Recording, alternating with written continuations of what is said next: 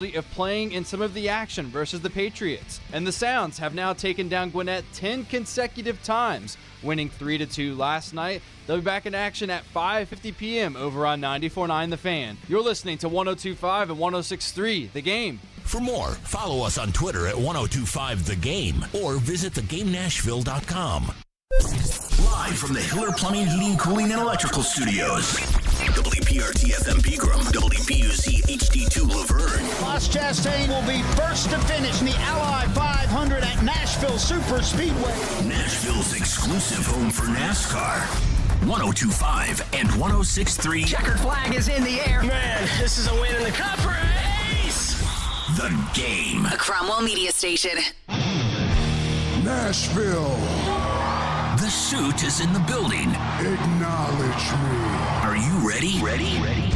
This is Chase McCabe on Nashville's best sports talk. 1025 and 1063 The Game and the Game Nashville app.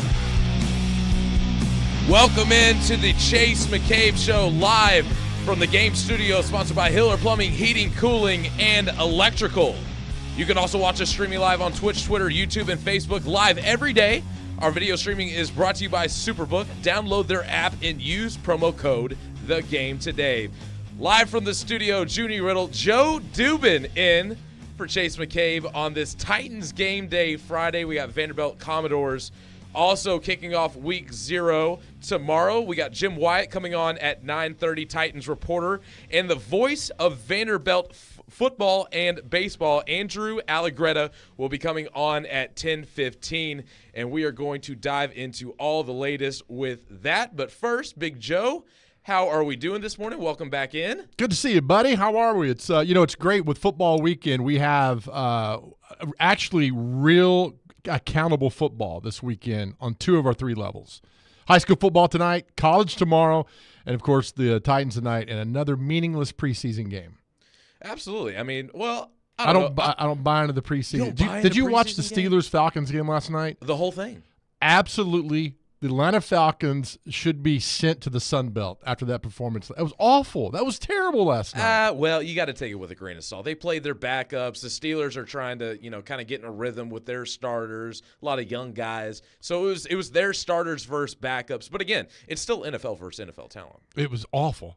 You can't call that third-team Falcons NFL talent. You can't. Those guys aren't going to be in the league. Yeah. That was awful football, and I sit there and watch 45 minutes of it. That's my fault. I blame me.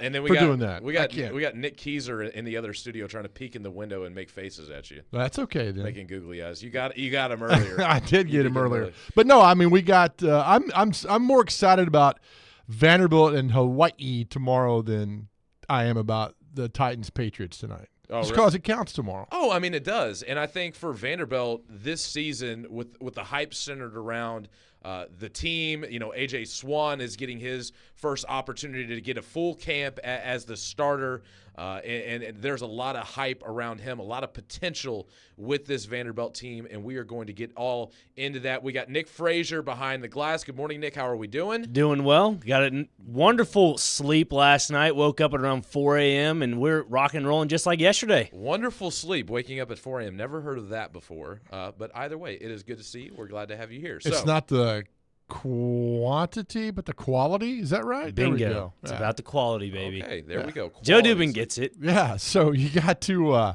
if you can get 4 hours sleep and feel good about yourself, and that's all that matters. I can't sleep past 6 hours anymore. I can't. If I get a good 5 to 6, I'm well to go.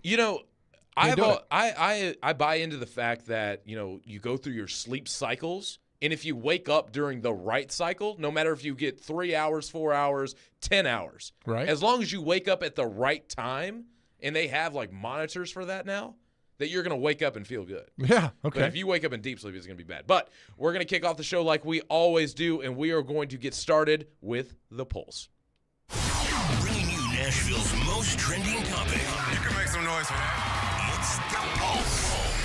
The band. Now with Chase McCabe. So last night we did get some tragic news coming out of a former WWE wrestler, Bray Wyatt, unfortunately passed away. I did not watch wrestling much when Bray Wyatt was Same. in there. It's kind of past my day.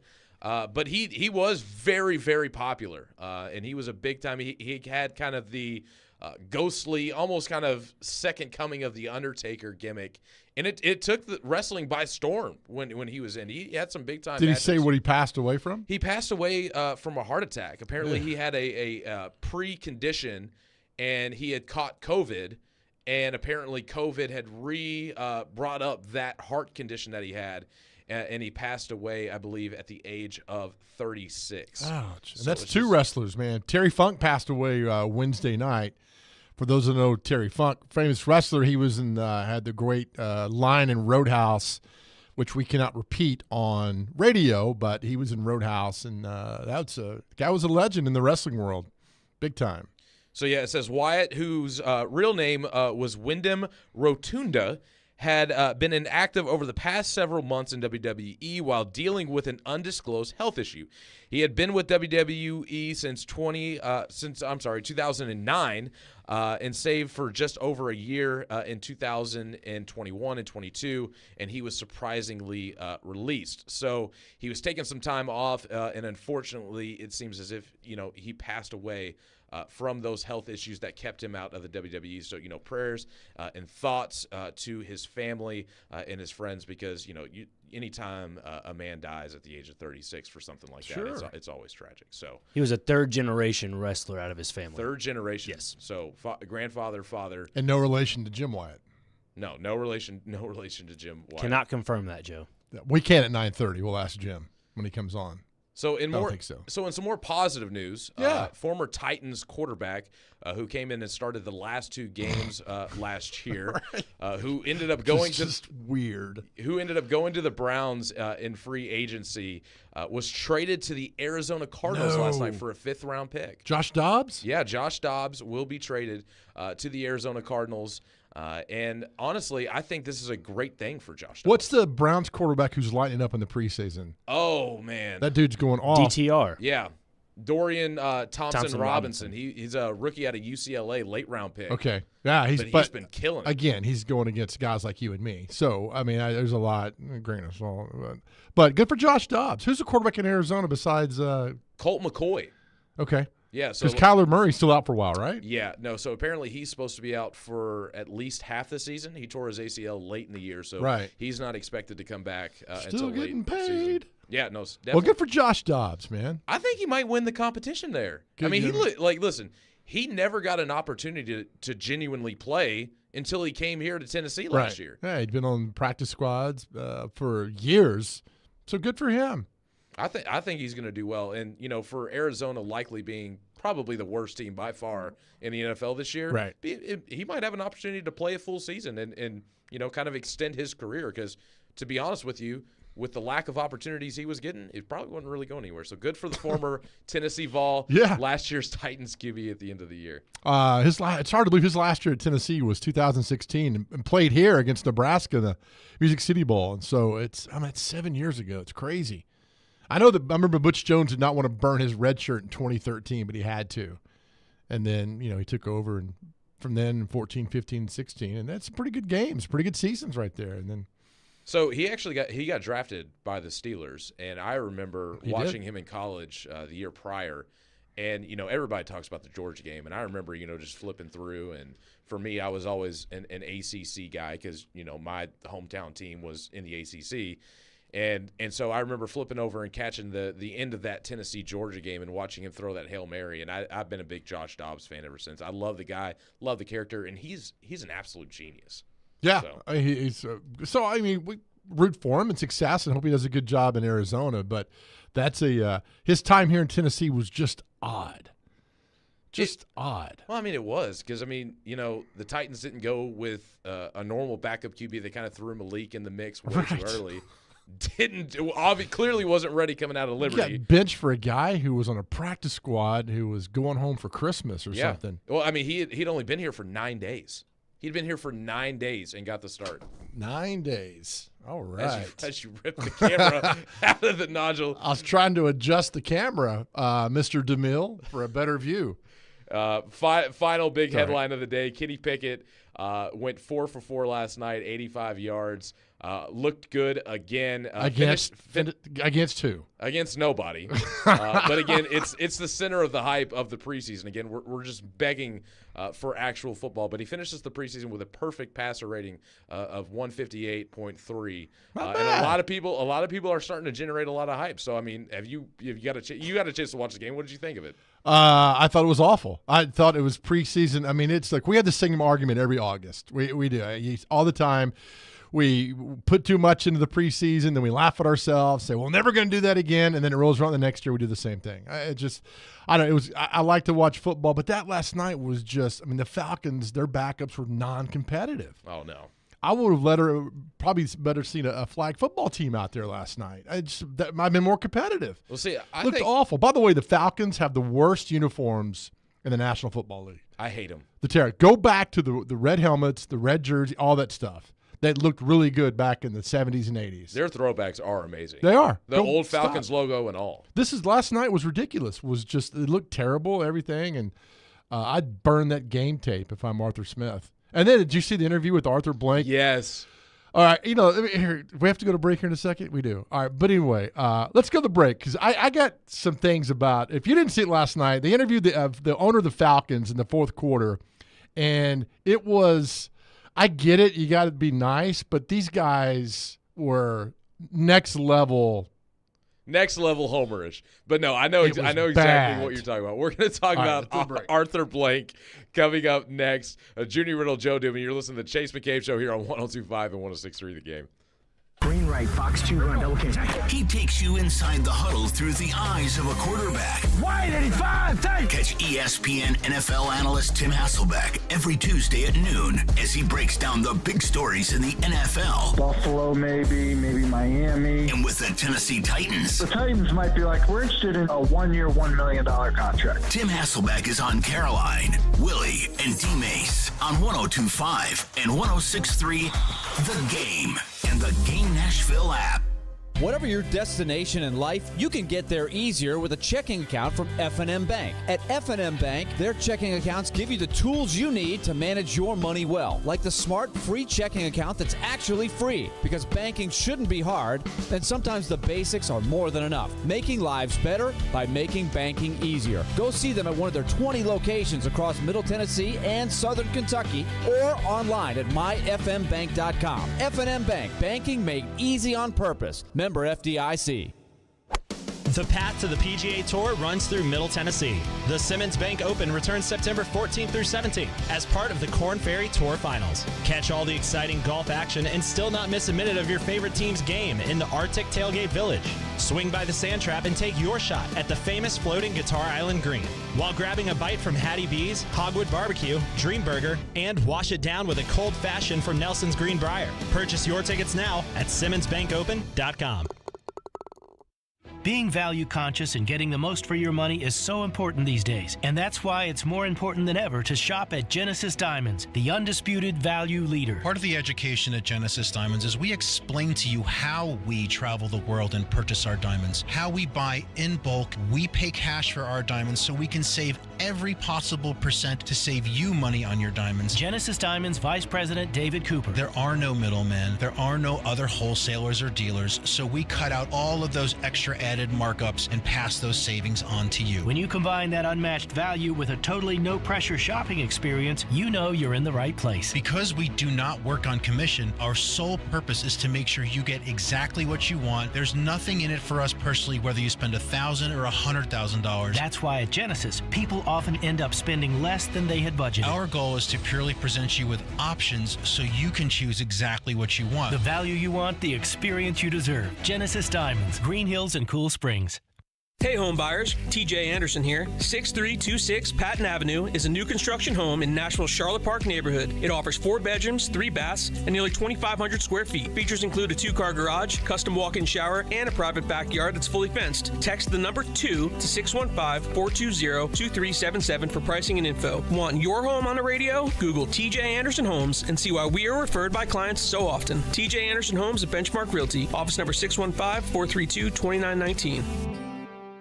You know it's going to happen, and when your car needs service or repair, remember Mitchell's Mr. Transmission on Gallatin Road, just north of Briley Parkway. Now here's Jim Mitchell. At Mitchell's Mr. Transmission, we also offer free towing with any major repairs. If your vehicle has a breakdown and you should need any type towing is available through Dad's Towing Service. Dad's is a professional towing company in Nashville that provides all types towing and recovery, 24 hours a day. You know it's going to happen, and when your car needs service or repair, remember Mitchell's Mr. Transmission on Gallatin Road, just north of Briley Parkway. Every day we are live and local. It will help them get better players. I'm really excited about this defensive front. And your source for Nashville sports. They had missed the playoffs. Those players may end up being practice squad guys. We are Nashville's best sports talk. 102.5 and 106.3 The Game and the Game Nashville app. Bring it on, Chop. Let's go. You're listening to Chase McCabe on 102.5 and 106.3 The Game and the Game Nashville app.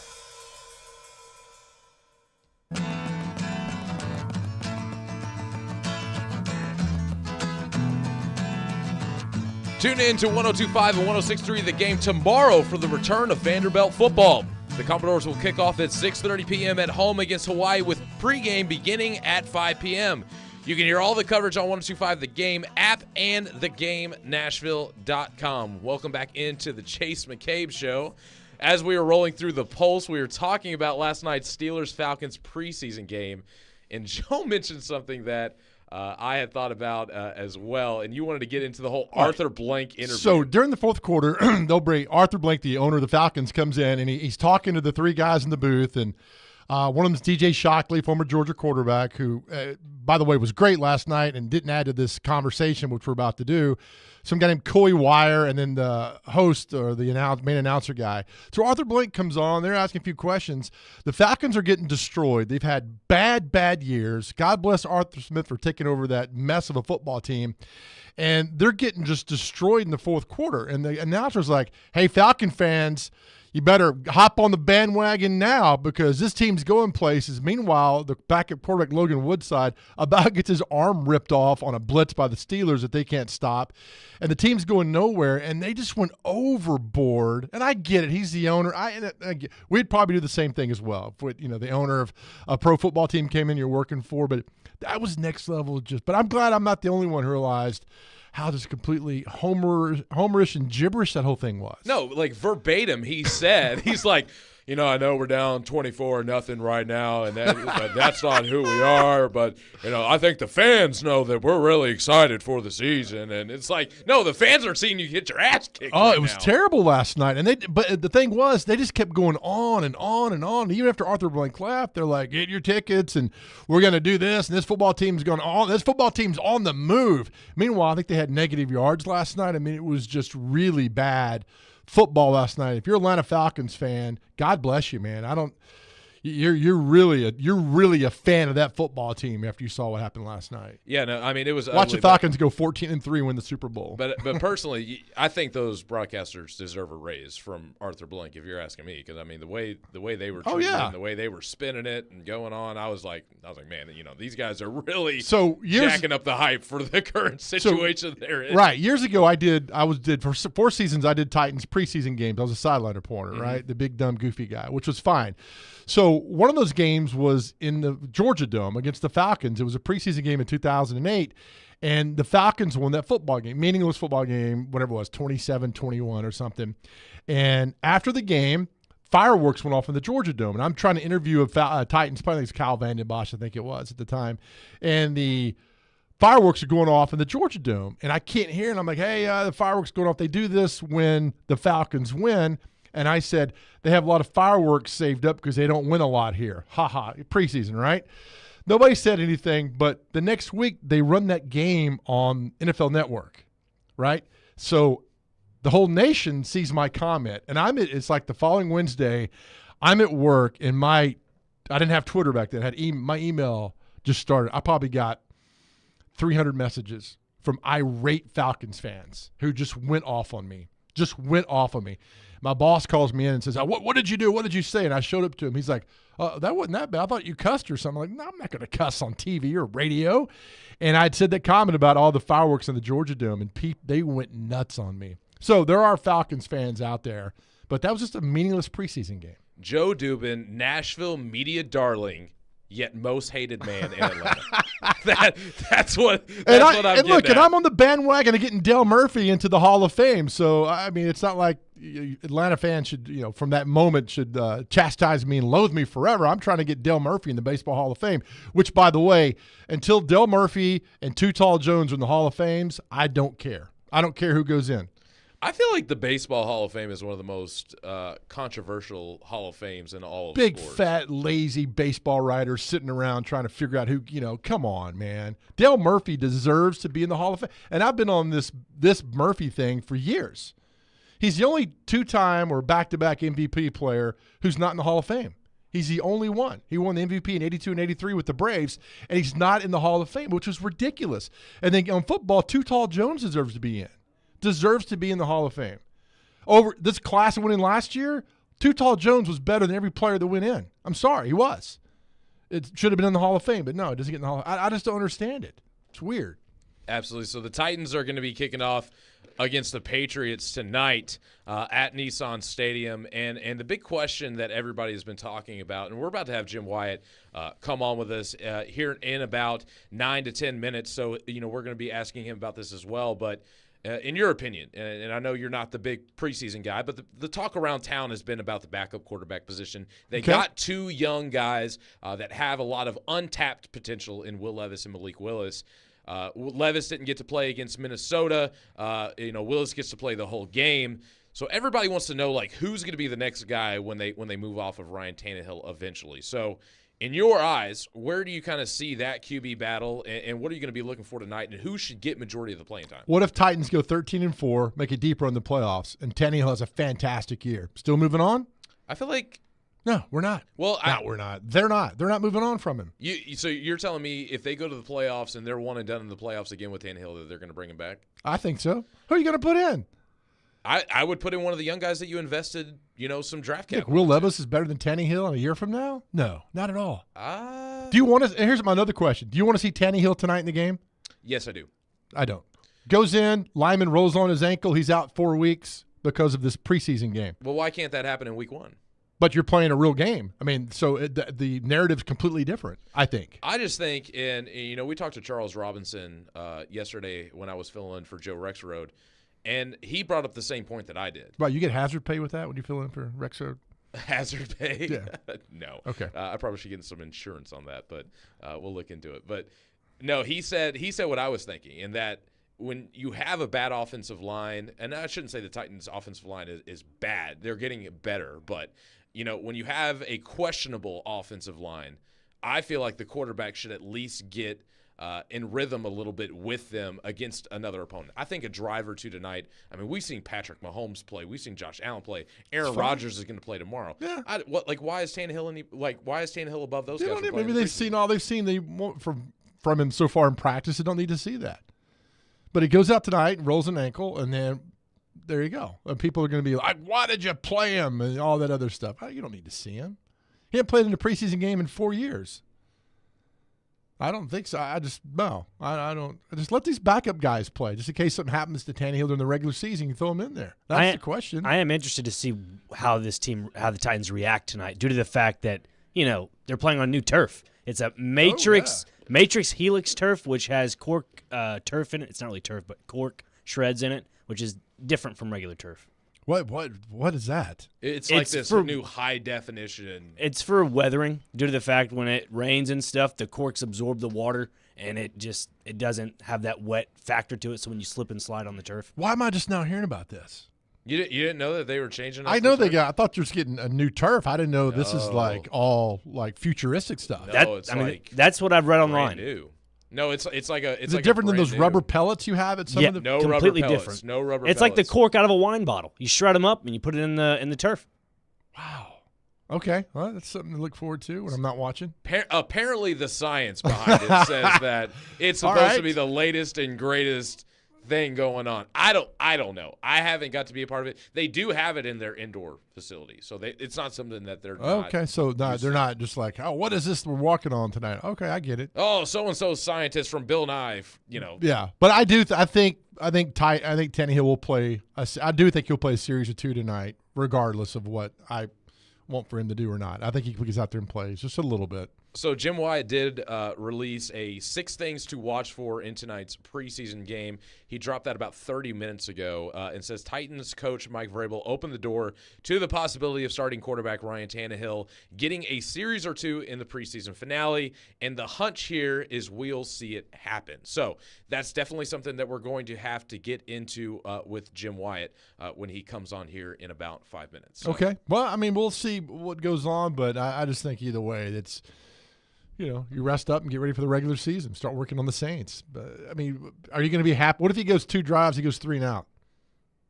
That's not going to be a good feeling. No, it's not. So, or is it going to be something that's eye-opening and say, hey, maybe there's something that we can take away from this, work on and fix, find a kink in the system, and then you go and implement that in the next 2 weeks in practice. And if you hadn't gotten those reps, you wouldn't have known. I just, I don't know. If he's going to play a series or 2, get him in and get him out. But if he's playing those series, have him throw the ball every down. Have him throw the ball every down. Yeah, don't be just handing it off. And let's don't punt tonight either. Let's take punts out of the preseason. Let's do things that you would not do in a regular season game. Don't punt. Just go for it. I don't know. Just turn it into the XFL. Do it.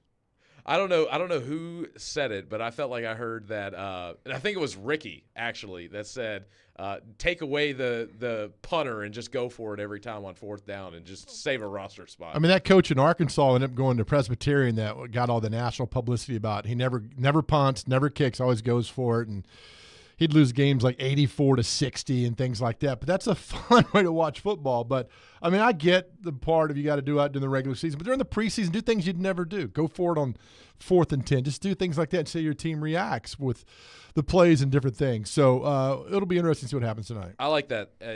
Put your team into different situations and just to see how they react. Right. So coming up next, we will have Jim Wyatt joining the show. He's going to talk about his article that he just put out, 6 things to watch for in tonight's preseason game. A lot of talking points for tonight. Who's going to make the roster? Cuts are coming up next Tuesday, so we'll get all into that with Jim Wyatt coming up next. Junior Riddle, Big Joe on the go. This is the Chase McCabe Show here on 102.5 and 106.3 The Game. They combine hard-hitting journalism. The Titans asked Kevin Byard to take a pay cut. Strong-willed opinions. There's hot takes and then there's weird takes. Yeah. This is a weird take. And sometimes some old man takes. I'm excited about it. So do I gyrate embarrassingly? To create the perfect morning show, they are Robbie and Rex Road. Mornings from 6 to 9. Presented by TJ Anderson Homes of Benchmark Realty on 102.5 and 106.3 The Game and the Game Nashville app. The team at Mercedes-Benz of Music City have done it again. Here's Edwin Vickery to explain. 4-time recipient of Best of the Best. Less than 10% of the dealers in the country receive this award. How did you do it? We say culture eats strategy for lunch, because we can strategize all we want, but unless you have the right culture and chemistry in the dealership, it will not work. Live the dream at Mercedes-Benz of Music City, mbofmc.com. 312 Pizza Company is a proud sponsor of Nashville Sounds Baseball on 102.5 The Game. City Winery Nashville presents Paula Poundstone live in concert on Friday, August 25th at 7 p.m. Iconic comedian Paula Poundstone is known for her smart, observational humor and legendary spontaneous wit. Paula is the star of several HBO specials, including Cats, Cops and Stuff, and Paula Poundstone Goes to Harvard. Paula is a regular panelist on NPR's comedy news quiz, Wait, Don't Tell Me. She's heard weekly on her successful comedy podcast, Nobody Listens to Paula Poundstone. Don't miss Paula Poundstone and get your tickets at citywinery.com. Are you or someone you know looking for a job change or a new career opportunity? Come out and interview with one or more of over 30 local employers ready to hire on the spot at Urban League's free workshop development hiring expo. Saturday, September 9th from 9 a.m. to 1 p.m. at Nashville State's White Bridge campus. This free event will include door prizes, food trucks, and much more. The future is yours. Join Urban League of Middle Tennessee on September 9th and take the next step to your exciting future. Call the Urban League office at 615-254-0525 for more information. It's the latest social networking thingy. We are all over social media. Follow us on Twitter at 1025 The Game. You can follow me at Chase on Game. Also on Instagram at 1025 The Game Nashville and at The Chase McCabe. See, aren't we cool? Chase McCabe on 102.5 and 106.3 The Game.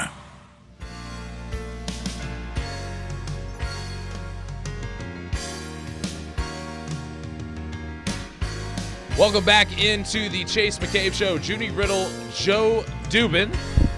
Tune in for Nashville Sounds Baseball today at 6:05 on 94.9 The Fan. The Sounds take on the Gwinnett Stripers, AAA affiliate of the Atlanta Braves. Sounds Baseball on 94.9 The Fan is presented by 312 Pizza Company and Farm Bureau Health Plans. Nice. And Family Leisure. All right, we got is Jim on? All right, so Jim White from Titans is going to join us now. Jim, good morning to you. How are you? I'm doing great. Do I have some Anita Baker in the background? Only for you, my friend. Only for you. I was so excited last night getting that together and then getting you on and having Anita Baker. For those that know, Jim White is the biggest Anita Baker fan in the world, which is fine because she's fantastic. I heard she's retiring, though, Jim. I don't know if I've heard that. She was certainly in her prime when I was growing up and having a few dates, and that was when I wasn't listening to Rat and Cinderella and Guns N' Roses and Def Leppard.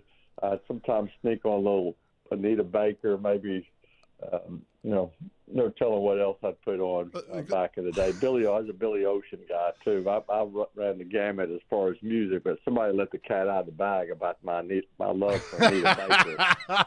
And forever, that's always going to be around forever as we do this. All right, so this is probably one day you're not working 22 hours. I know with the game tonight with the Patriots, and the world's been set on fire because there might be mention that Tannehill plays tonight. You put something out this morning. If he does go, Jim, is there 15 plays, 10 plays, 2 series, 1 series? How does this work, do you think? Yeah, that's what's difficult to say when you start talking about series, because I know I've been around long enough where coaches will say, well, they're going to play 1 series. Well, what happens if that series is a 3 and out? Or what happens if you fumble on the first, if somebody fumbles on the first play and it's a 1-play series? So I think I think ideally maybe you get a drive in. If it's a 7-8 play drive, maybe that's enough work. If you go 3 and out, maybe you do another series. I think it's kind of just maybe a feel for how things are going. I do expect the offensive line to play beyond what he plays if, in fact, he does go. And those guys have gotten some work here during the preseason. I think they need all the work they can get as they get ready for the season. I mean, this is going to be a group with 4 new starters to start the year. And then we'll see what happens on the other side of the ball. We haven't seen a lot of defensive starters, so far this offseason. This is kind of the last chance to maybe get those guys. And, I don't think we'll see everybody, but I would think this is a game where you could see more than you've seen.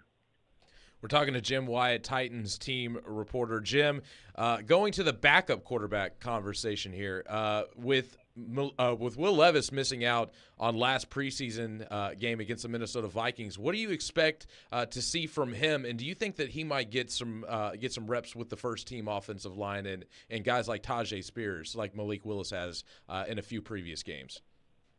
I don't think he'll get reps with the first group, and I'm not so sure he even plays, to be honest with you.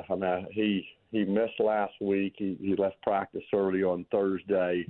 He's very limited in what he did this week. So it's not. I think I would be more surprised to see him getting reps with the first team than I would him sitting out one more game to give him more time to heal. So I'm expecting to see a lot of Malik Willis tonight, and then kind of see what happens from there. And Malik Willis has had 2 starts this offseason, or this preseason, I should say. Expecting again for him to play, bulk of the game tonight. They would have given him a great chance to really make a strong case for himself this offseason, going into the year to be the 2. And the question will be whether or not he did enough to earn that spot. I do feel like, the conversation has changed here over the last couple of months, and whether they keep 3 quarterbacks, I think they will. But the question now is going to become who's the 2 on game days, and we'll see. So, in a perfect world, Will Levis would have been healthy all the way through the preseason. He would have played a lot last week. Probably would have started last week if I had to guess, because that's the way Mike Vrabel's kind of done things in the past. Let one guy start 1 week, the other guy start the next. So, but that didn't work out, and now on a shorter week and him coming off being a little dinged, I don't know that this is a great scenario to put him in and let him go. So let's talk receivers now, Jim. You know, I feel like the top 4 are pretty solidified on the depth chart of who's making the team. And this was already a tight competition, but with the injuries to Traylon Burks and Kyle Phillips thus far throughout training camp, it's become even more prevalent. So looking at some of these guys that are fighting to make the roster, Reggie Roberson, you know, Mason Kinsey, Trayshawn Harrison, Karis Jackson, guys like this, what is it to look for tonight with these guys, and who do you think is going to get the bulk of opportunities? Well, it's a big opportunity, those guys, I mean, especially, you know, I think for Colton Dowell, it's big. You know, they obviously like him. They picked him. You know, the type of guy that if you released him, I think there's a good chance somebody would claim him, so you don't want that to happen. Karis Jackson, you know, has got return game ability. I think he has played well when given the opportunity, and the fact that Kyle Phillips is not going to be available to return at the start of the season, it looks like. I mean, he becomes a prime candidate for that, and so does Mason Kinsey, another guy you mentioned. So I think all those guys have a big chance, and I'm glad you mentioned Trayshawn Harrison because he has flashed throughout the offseason. I like him and think he is a bit of an underdog. I don't know if he makes the 53, but I think he's got a great chance to make the practice squad. So all 4 of those guys are in the mix, and this is a big game for all of them tonight. Talking to Jim Wyatt, senior writer and editor for TennesseeTitans.com. Jim, you do these around the country all the time. What's the most asked question you get asked outside the Nashville market about the Titans?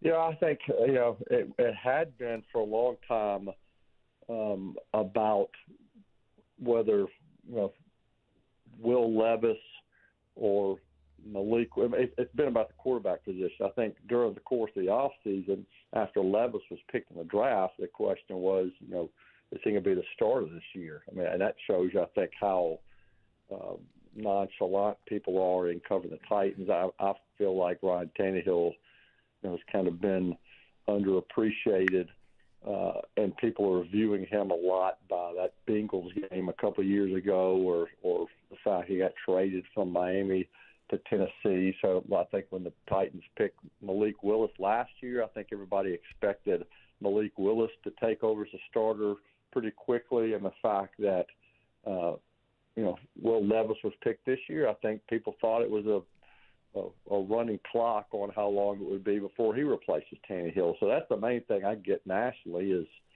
how much more time does Tannehill have? And the answer to that question is, you know, just if you're watching practices, you know it's not really a competition at this point. Ryan Tannehill's clearly ahead of both those guys, and we'll see how long it takes for that to change.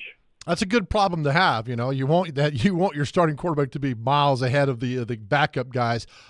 2001, Drew Bennett comes in as a free agent. I remember when he showed up, nobody knew who he was. He really showed out, had a great career. Anybody like that on this team? I'm not saying Jim a receiver, but anybody overall undrafted who has looked so good during the preseason and practice has a shot to make this final roster? I think Caleb Murphy, I mean, people are familiar with him now because he's got 3 sacks in 2 games. I think he's one guy that certainly has established himself and has a real good chance to make it. You know, Trayshawn Harrison, another guy we mentioned, I think he's been good, has been good for this team. And I don't know, again, whether he makes it or not, but certainly is a contender. You know, another guy that maybe doesn't get talked about quite as much as Mike Brown, a safety. He's not an undrafted, but he's kind of an unheralded guy that came in here this offseason that I think has a real good chance to make the team. And, you know, there's some other guys I'm looking down at my list here. It's tough because, you know, they've got so many injuries coming here down the stretch and some interesting roster decisions they're going to have to make in week 1. Because they don't know the timetable on when some of these guys are going to be back. So maybe that cuts that list. But if I had to name one, I'd say Caleb Murphy would be that guy. Jim, one last one here for you. You know, this defense really showed out in joint practices against the Minnesota Vikings by all accounts. How good do you think this defense is, and how exciting is it within the locker room of the potential of these guys and how dominant they could be this upcoming season? Well, I think it really could be good. I mean, I think, you know, we all know what Jeffrey Simmons can do. We all know Denico Autry can still play. You throw Harold Landry in the mix there. And, you know, he's kind of a forgotten man. That's going to help you. Arden Keys looked really good this offseason. Ben Disruptive is going to play a whole lot. Aziz Al-Shair, the linebacker from San Francisco that came here, he's looked like a great fit. Amani Hooker's had the best camp that he's had since I've been around the team. He's had 5 interceptions in 13 practices. Kevin Byard is back. A very consistent player. I think the guys in the secondary from Christian Fulton to Roger McCreary have looked good. So I think it's a cohesive unit. A lot of guys have played together in the past. So I think they can really be good. Obviously got to stay healthy, but there's reason to be optimistic there. And, you know, the hope is the other side of the ball can get healthy and hold up their end of the bargain. I think with Hopkins aboard, we hadn't talked about him yet, but he's been one of the off-season stars to me since joining this team in late July. And I think get Burks healthy. I think the offense is going to be good, but, yeah, the defense I think you can definitely count on. All right, Jim, let's talk to the real story. Tomorrow night, Vanderbilt at Hawaii. I hope you're going to be there. If I can get in, yeah, all that construction over there is going to make it challenging, but I'll definitely be there. I was very happy to see that this game was a Friday night game, the last preseason game. Unfortunately, I'm not going to be able to see Father Ryan beat JP2 to win the Bishop's Cup tonight, but I will be over there to see Vanderbilt play Hawaii, and hopefully got a scoreboard up by then, because if Vanderbilt will be putting a lot of points on that scoreboard, they have to be able to keep score over there somehow. Right, that's right. By the way, we got Father Ryan coach Brian Rector coming on at 10:45 this morning in honor of you, in honor of the Bishop's Cup tonight. Well, that's good. Well, I would hate that I'm going to be able to miss that, because Father Ryan's been losing too much to JP2, so this is the night they're going to turn the tide, and I hate I'm going to miss it. That's all right, though. I'll give you a full report tomorrow at the Vandy game. Jim, as always, man, we love you. You do such a great job. Thanks for your time. We know you're busy, and I'll see you tomorrow night, buddy. I appreciate that. I appreciate the Anita Baker walk-up song, too. That was great. All right, see you, man. Appreciate it, Jim. Thank you. That was Jim Wyatt, senior writer and editor for the Tennessee Titans, talking about their preseason game against the New England Patriots tonight. But coming up next, this seems to be a staple when Joe Dubin comes on the radio. We are going to play Celebrity Birthdays. You got it. And you just don't play it. There's a rhyme and a method to the madness and everything else, and we'll tell you that coming up next. Well, I'm ready to dominate. So we're going to play that game coming up next. You're listening to the Chase McCabe Show. Junior Riddle, Joe Dubin here on 102.5 and 106.3 The Game. He breaks down every game. The players are still going to be fine. And knows the ins and outs of the two-tone blue. They deal with their own position coaches. He is ESPN NFL Nation Titans reporter Teron Davenport. It's clear what he's doing. TD joins every Monday at 1, Thursdays at 3, Friday mornings at 8, and anytime on the Talkin' with TD podcast. I think that's really cool how he could show both sides. TD is on 102.5 and 106.3 The Game and the Game Nashville app. Hey, it's Mike from Newton Nissan South. When this hot summer weather comes, I'm reminded of what my grandmother used to say. It's so hot outside, the hens are using potholders to pick up the worms. I was never really sure what that meant, but when she said it, I knew it was hot. I mean, if things are hot, that tells you something, and it's not always good. Take your car, for example. If it's running hot, something's wrong. If your air conditioner, like so many people, is blowing hot these days, something's wrong. When your tires get hot, they wear out faster, which means something's wrong. But here at Newton, we want to help right those wrongs. We have an amazing service department that'll keep your car running its best through all this heat. We have amazing technicians ready to diagnose and repair your car no matter what the problem is. We want to keep your car running smoothly in the easiest way possible. So let us help. Schedule your service online today at NewtonNissanSouth.com. Are you drowning in credit card debt? Want to get cash out of your home's equity? Loan Pronto can do it now in less than a week. Hey, Willy Donick here. That's right. Loan Pronto's Equity Express line of credit just got even faster. You can get $50,000, $100,000, even $200,000 in as little as 5 days. You don't even have to touch your primary mortgage. You can keep that 3% rate intact. Get just the money you need and pay off all those credit cards or get that home improvement project started. With this revolutionary program, you can access up to 90% of your home's value, and in most cases, there's no appraisal. Stop paying insane interest rates to the credit card companies and get tens or even hundreds of thousands of dollars in cash in as little as 5 days. Call Loan Pronto now for the even faster Equity Express line. 615-499-5780. That's 615-499-5780 or go to loanpronto.com. 615-499-5780. Equal housing lender, NMLS 1661781, subject to lender approval. Real estate investors, get ready for an incredible opportunity. D&M Development is thrilled to announce the Phase 1 presale of 16 non-owner-occupied short-term rentals in Nashville's exclusive resort-style community, the New Cumberland. Nestled between Germantown and East Nashville, this exceptional location offers stunning views of the city and the Cumberland River. Each unit features spacious kitchens, 4 bedrooms, and 4 baths, providing the ultimate luxury experience for your guests. Resort-style pools and a wide range of amenities. Don't miss out on this exclusive investment chance. Visit thenewcumberland.com for more information and secure your spot in this extraordinary community. Nashville Sounds Baseball lives on 94.9 The Fan. Catch every pitch. Swing and a miss, strike 3. Every hit. That's a base hit. Every run.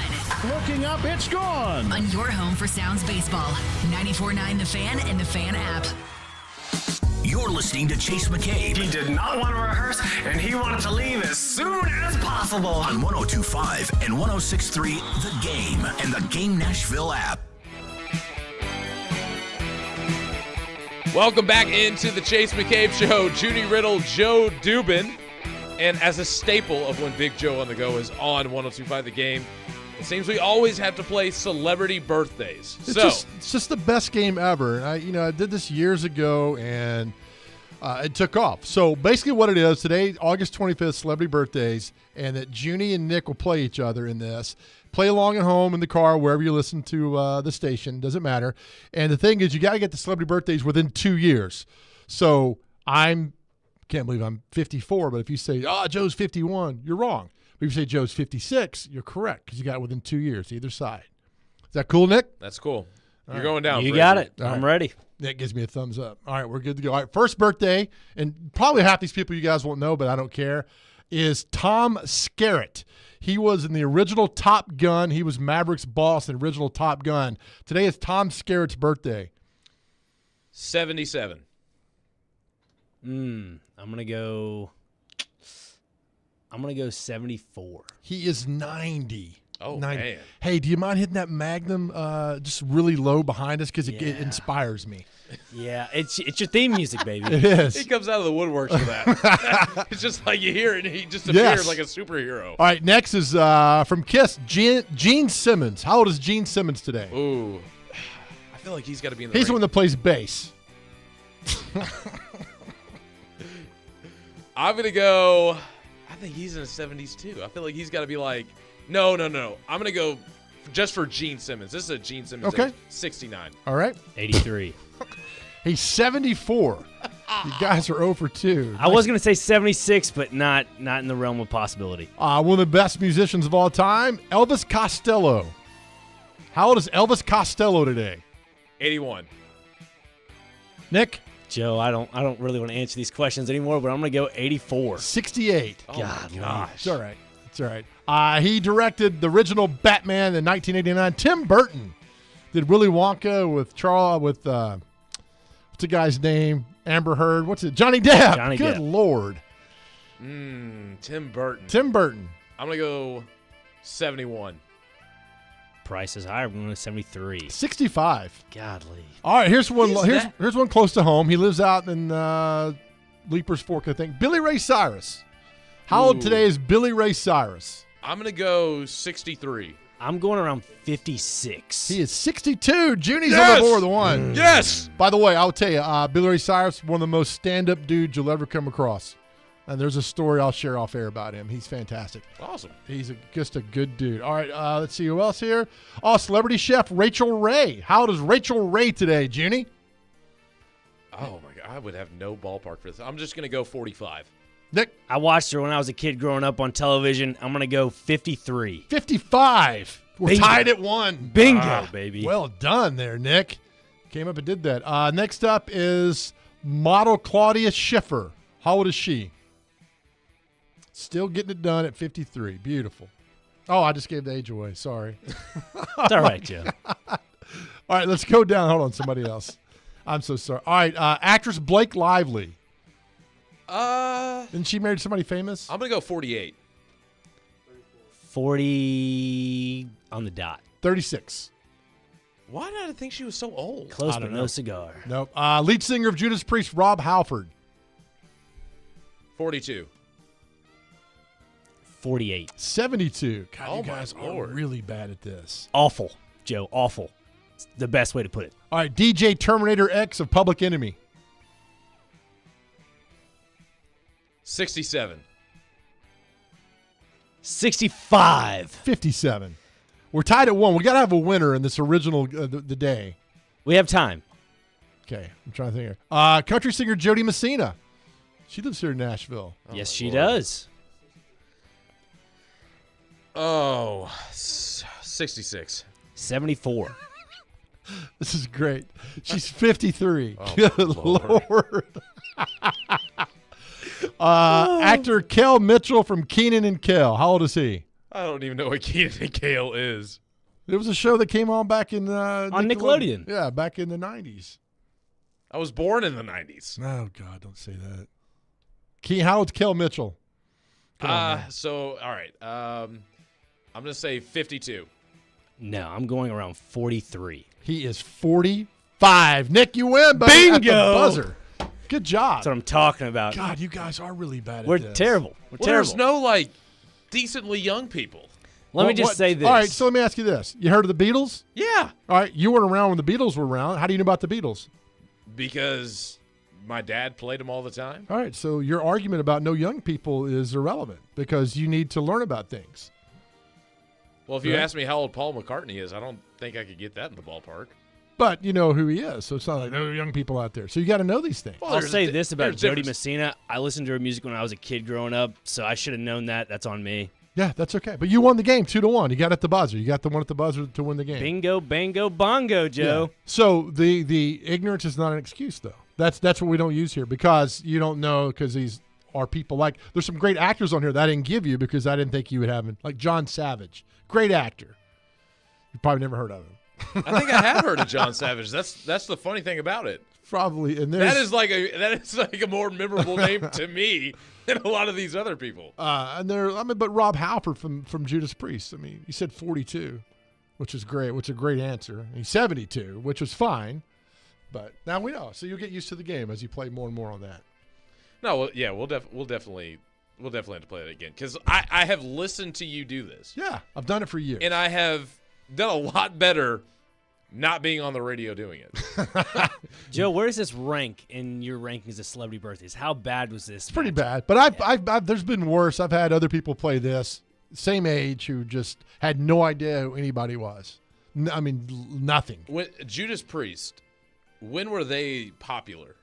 Still popular, but it's popular 70s and 80s. That was their see. Don't do it. I Don't say it. thought of Judas Priest, and I was like, oh, that sounds like a grunge '90s band. That's what it sounded like to me. Probably if they came out in the 90s would have been, but it's Judas Priest. So, I mean, they were very, very popular in the 70s and 80s. But you learn about this stuff. I mean, it's just like, you ever seen The Godfather? Yeah. Okay. Why? But because it's the greatest movie of all time. Okay, You bring up The Godfather and the Beatles. I mean, it's only like the greatest rock band and the greatest movie of all But time. you know it because you searched it out and found it. So you've seen it and you know what it's about. Well, The Deer Hunter. You seen The Deer Hunter? No. Great movie. Great movie. Robert De Niro. I'm Great bad with movie. movies. John Savage is in that But movie. wasn't John Savage in that movie as well? And Christopher Walken's in that movie as well. I guess I'm not as old of a soul as I thought I once was. That's right. You did fine. You get used to it. I mean, you get better with it. As you get older, you get wiser. For some of us, but not me. Maybe it's just the birthday. Maybe it's just the August Leo birthdays that just lit me up. Is that how you see? I just know I'm a Scorpio, and I know that follows me as a Sagittarius. But let me tell you, when I was a bouncer, I'm a Sagittarius. you had a fake ID when you were a bouncer. I would always ask you your horoscope because everybody knows their horoscope. So I'd say, you got a fake ID? All right, what's your zodiac sign? If you said, I don't know, fake ID. Every single time. It worked every time. But what if you have a fake ID with your birthday on it? You're just gonna let them in? Well, if you get it right, so you could pass through. But every time you'd said, I don't know, fake ID. Every time. So basically, get a fake ID with your birthday on it. Big It used Joe. to be very easy in the state of Tennessee back when I was growing up to get a fake ID. You just take, if you had an older brother, you just take his license, you'd go get a picture, and nobody really checked. And you would do that. Or you go to Panama City during spring break, and they'd have a legitimate background of the state, whatever state you're from, it'd be like $10, you have a fake ID. And that worked for years until I lost it, but it worked all the time. Yeah, I don't think I had the best track record with fake IDs. I'm not telling you to go do that. I'm just saying, back in the day, you had access to fake IDs, and they usually worked. How do we get to fake IDs from celebrity birthdays? I don't know, but it's a good road that we're on. All right, what's in the 10 o'clock hour? 10 o'clock hour, we got Andrew Allegretta coming on at 10:15 to talk Vanderbilt versus Hawaii. That kicks off tomorrow that you can hear right here on 102.5 and 106.3 The Game, starting off at 6:30. We are going to talk about that and also a little bit more Titans. So you're listening to the Chase McCabe Show. Junie Riddle, Joe Dubin, trying to hold it together here on 102.5 and 106.3 The Game. ElectronicExpress.com. We make it happen. Vanderbilt Commodore fans, 102.5 and 106.3 The Game, along with 94.9 The Fan, is your new home for broadcast of games and the Commodore Hour on Monday evenings. Catch all the action for football, men's and women's basketball, and baseball all season long. Go Doors!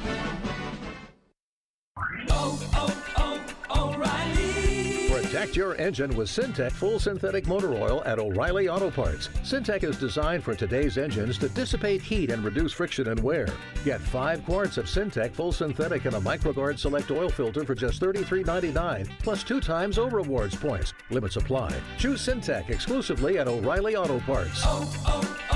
O'Reilly Auto Parts. All of us at 102.5 and 106.3 The Game want to recognize our active military, veterans, first responders, and educators with the playing of our national anthem. Oh, say, can you see by the dawn's early light what so proudly we hailed at the twilight's last gleaming, whose broad stripes and bright stars through the perilous fight o'er the ramparts we watched were so gallantly streaming, and the rockets' red glare, the bombs bursting in air, gave proof through the night that our flag was still there. Oh, say does that star-spangled banner yet wave o'er the land of the free and the home of the brave? This is 102.5 and 106.3 The Game. Now, your Game Center update. This is Nick Frazier with your Game Center update. The Nashville Sounds were down 2-0 in the top of the 6th until a 2-run home run tied it up. Then in the top of the 9th, Cam Devaney delivered. And the pitch. Line to right, a base hit for Devaney. Rounding third, Miller heading home. The throw from right by Sierra. And the tag. He's safe. Devaney drives in Miller, and the Sounds take a 3-2 lead. Bases empty in the 9th. 2 down. Sounds by a run. The 0-2. Swing and a miss. Strike 3. And they've beaten Gwinnett for the 10th time in a row. The Sounds went on to hold their lead in the bottom of the 9th 3-2. They've won their last 11 of 15 games. Tune in to 94.9 The Fan tonight for more Sounds action as they continue their winning ways versus the Gwinnett Stripers. You're listening to 102.5 and 106.3 The Game. For more, follow us on Twitter at 1025thegame or visit thegamenashville.com. Live from the Hiller Plumbing, Heating, Cooling, and Electrical Studios. WPRT FM Pegram, WPUC HD2 Laverne. Robbie and Rex Road. Chase McCabe. Caroline, Willy, D-Mase. Stone and Company. Nashville's best sports talk. Crank it up. 1025 and 1063. Rebound on the score. Make every play perfect. Touchdown, Middle Tennessee. We're going to win the game. A Cromwell media station. Nashville. The suit is in the building. Acknowledge me. Are you ready? Ready? This is Chase McCabe on Nashville's best sports talk. 1025 and 1063 The Game and the Game Nashville app. Welcome back into the Chase McCabe Show, live from the Hiller Plumbing, Heating, Cooling, and Electrical Studio. You can watch us streaming live on Twitch, Twitter, YouTube, and Facebook live every day. Our video streaming is brought to you by Superbook Sports. Download their app and use the promo code THEGAME today. And lastly, we are your racing station here on 1025 and 1063 The Game. Nashville's home for NASCAR. Tune in tomorrow for the Coke Zero Sugar Free 400 at Daytona beginning at 7 p.m. NASCAR on 1025 and 1063 The Game is presented by O'Charlie's. Fun fact. Nice job there, all those reads. So either way, getting back into the Tennessee Titans, Joe, one thing I wanted to ask Jim Wyatt was about the wide receiver position, because with the injuries to Traylon Burks and to Kyle Phillips here in the preseason, it's going to be really important to get the right guy. And there's a lot of guys there in the bottom that are kind of fighting for a position. And also they need a punt returner too, something that they haven't had consistently in a while. So it all kind of ties in together here. And it's something that is not the sexy thing to watch for. It's not the backup quarterback competition. But in my opinion, I think it's the most important going into the season. But, the fourth and fifth receiver we won't see during the regular season unless there's an injury. I mean, so I don't want to see Hopkins tonight. I don't want to see Burks tonight. Well, Burks isn't playing because he's hurt. Right. But I just let these other guys play and kind of battle it out tonight and see what happens and go from there. You don't need to see Hopkins. No, you don't need definitely to see Tannehill. not. Definitely not. You don't see Derrick Henry. You don't see all that stuff. Just let it go out tonight and let those guys play. And then, look, they know. There's maybe one or two spots they're up for grabs on this football team. They know. I mean, they know who they've got and who's going to happen. I mean, but what happened was when I was in the media for years, TV covering the team, you start silently rooting for guys to make the team. Not even undrafted, but guys in the 6th and 7th round. Like Cortland Finnegan back in 2006, you just rooted for him because the guy had a great couple games in the preseason. You hope he's going to make the team. He was a 7th round pick. And there was a former tight end named Bo Scaife the same way. He was a 5th or 6th rounder, came out of camp. You got to know the guy. You liked him, wanted him to make the team. I feel the same way about Colton Dow. I want him to make the team.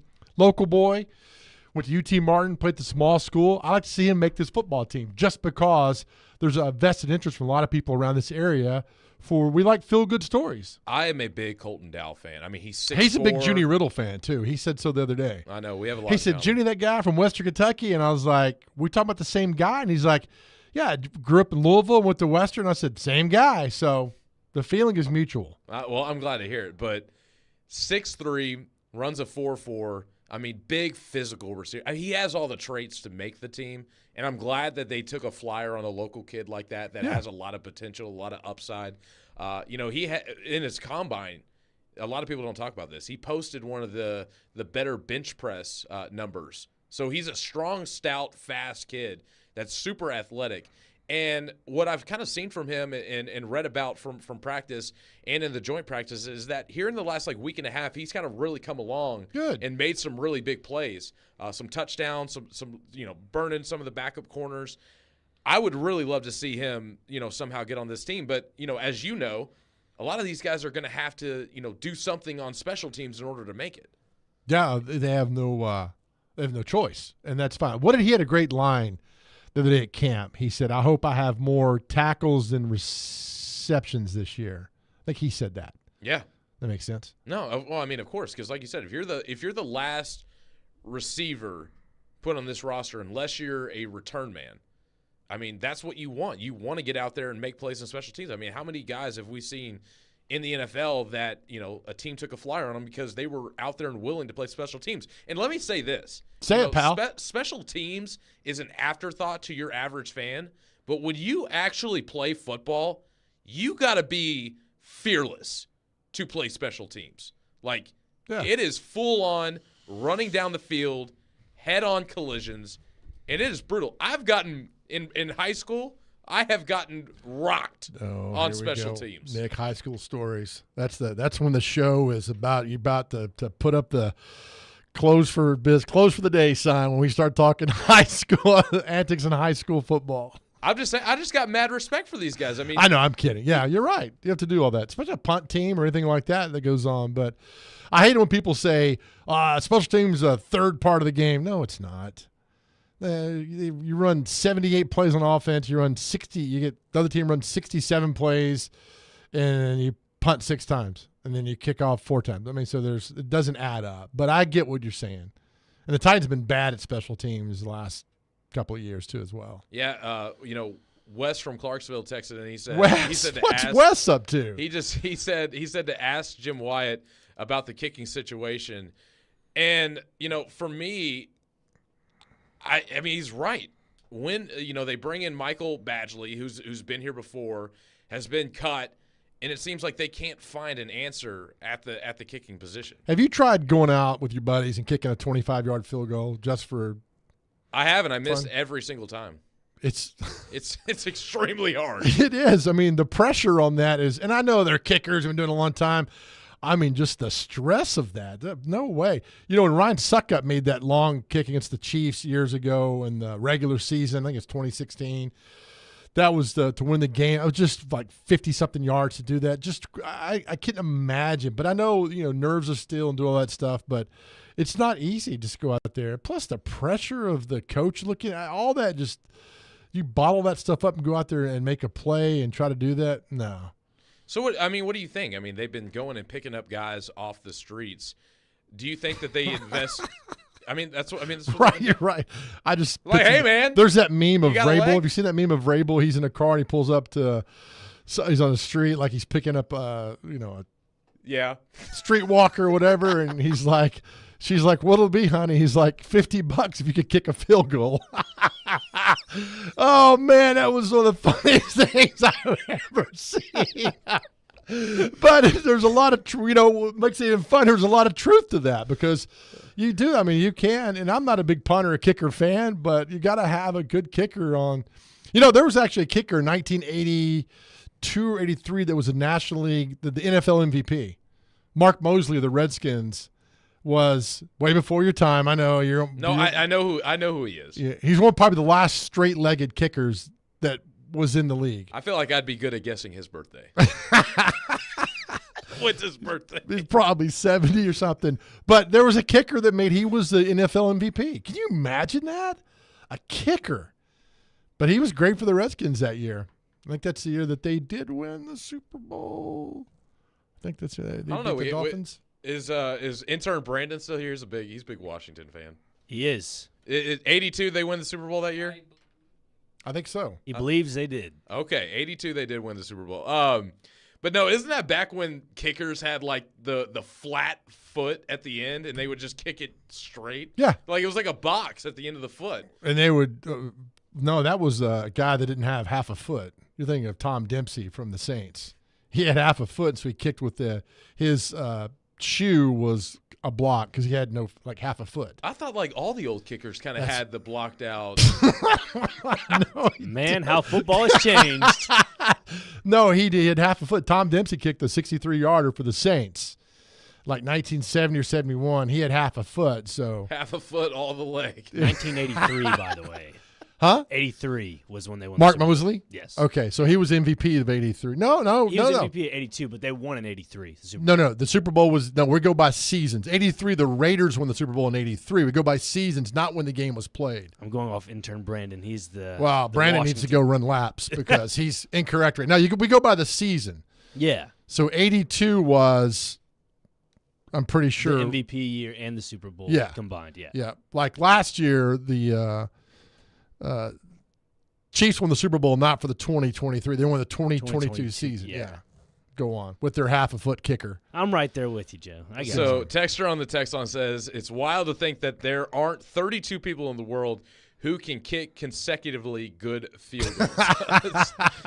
That's a great point, yeah. The world's biggest wonder. Why can't there be 32 people that can kick field goals? It's just a tough. It's all got to go perfect, with the long snap to the holder. To me, I think the holder is one of the toughest positions. That's just, you got to get it, spin it around, laces out. You got to get it down. Laces out, Dan. Get it done. Here's a question always asked, which always befuddles me. All right, so in college, if you get a knee down, you're down, right? So when you snap to the holder, his knee's already down. Why is the ball not down right there? Well, I don't know. Right? There's really no explanation for that. I'm sure there's a rule book somewhere that says the holder's allowed to do that, but could you imagine if the holder had to squat and do that? Like a catcher in baseball? Right, yes. So why is he not down in college football where you snap the ball to the holder, he's already down? So it's always makes me laugh. Also makes me laugh, and I know Andrew Allegretti coming up from Vanderbilt here in a minute, but you watch baseball, the managers wear the uniform of baseball, right? Yeah. I'd love to see Vrabel come out in full pads. I'd love to see him in full pads Just tonight. like the coach from the longest yard. Full pads, Put me man. in. It's a goal line play. Or Greg Popovich in a basketball uniform. I would like to see NBA coaches in a basketball uniform like they're playing. It would make me laugh, and we'd get a good guffaw off of that if we could see that. But I'd love to see Vrabel come out tonight in full pads. Especially tonight against his old team, the Patriots. Chip from Mountain Juliet says some kickers kicked with a flat foot or flat front on the cleat. So I wasn't kidding. But I think you were implying Tom Dempsey because that's with the block on the foot. I thought it was more common that more kickers did that. I Probably just thought it was like a is. staple of the time until. Well, and they used to have a little transitioned to tee on the ground too that you could put it on, and that's all. They took all that away too as well. Not the regular kickoff tee, but a little thing like a little paperweight you could put the ball on. Forget what it's called to do all that. Anyway. There we go. We solved a lot of problems in that segment. Brian says, sign the mule, Ray Finkel rules, laces out, Dan. That is was he a awesome. good kicker that just got a bad because Dan didn't turn the laces out? It had to be. The whole movie is just, his whole life was ruined. He got to the Lost his NFL identity. because he was a good – he did. Because he was a good kicker, or he or she got to the NFL because he was a good kicker, right? So you had to get to that level, and then Marino just didn't turn the laces out. So you blame it on Ray Finkel? I don't know. Now, that movie. What year were you born? 96. All right, that came out in 93. So you know that movie. I'm proud of you. There's certain all-time classics that you just have to know. Okay. Like I said, I'm the biggest Star Wars nerd out there. Yeah. Like I love Star Wars, and again, that's whatever my parents liked is what All right, who shot first, Boba Fett or Han Solo shot first. Okay. 1,000%. Not Boba Fett. Who was the guy in the bar? Oh. His name's not Junie, is it? Junie? What's his name? Might as well be. That guy deserved to get Okay. So, all right, we got a break. Man. Coming up next, we're going to have Andrew Allegretti, voice of Vanderbilt football and baseball, to talk about their game in week 0 as they host Hawaii tomorrow night that you can hear right here on 102.5, 106.3 The Game. You're listening to the Chase McCabe Show. Junior Riddle, Joe Dubin. We'll be right back. He knows the ins and outs of the Titans and isn't afraid to give his opinion. Traylon Burks needs a massive offseason. He's Jonathan Hutton of Outkick. I don't see how they make a move without going to Ryan Tannehill. Catch him every Monday at 10:30 on Chase McCabe and every Wednesday at noon on Caroline, Willy, and D-Mase. Hutton is on 102.5 and 106.3 The Game and the Game Nashville app. Hey, it's Jared for PhD Weight Loss. I've been on the program now all summer, and I'm approaching the 30-pound mark for weight loss. That's right. We're getting so close. It's been wonderful, and I'm excited each and every morning to get started with my personalized PhD nutrition program that my coach put together for me.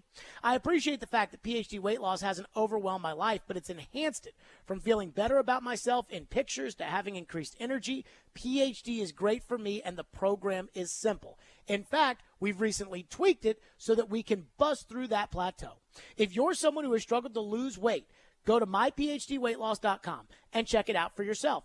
They've got the coaching, the program, and their guarantee. If you don't get within 5 pounds of your target weight by the end of your program, PhD will continue to coach you for free until you do. That's PhD Weight Loss and Nutrition, the official partner of the Clemson Tigers organization and fans, online at myphdweightloss.com.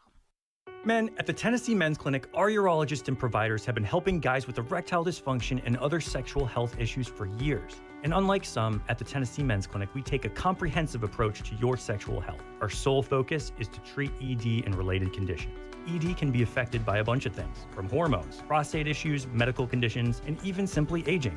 The fact is, most guys experience it at some point in life. If you're suffering with ED, it's extremely important to see a provider that understands how your medical conditions, hormone levels, and other factors can impact your ability to have sex. That's why you should come to the Tennessee Men's Clinic, where we have treatments that are effective in nearly 90% of cases. I can't tell you how many guys we've seen that thought their situation was hopeless, only to be wildly surprised. So give us a call today. We'll do some blood work with a T-check and a medical consult to give you the best shot at success. Call 615-208-9090 or go to TennesseeMen'sClinic.com. We have 2 offices, Midtown and Franklin. Visit our website to learn more, including side effects. Treatments extra, results vary. 94.9 The Fan is your home for Hit City. Tonight, your Nashville Sounds continue their 6-game series at Gwinnett. He gloves, grabs, guns, gets him, and the Sounds win again. Pre-game at 5:50. Nashville Sounds baseball on 94.9 The Fan and the Fan app. This is Chase McCabe. Good to meet you. You know why it's good to meet me? Because I'm smart and I'm right. On 102.5 and 106.3 The Game.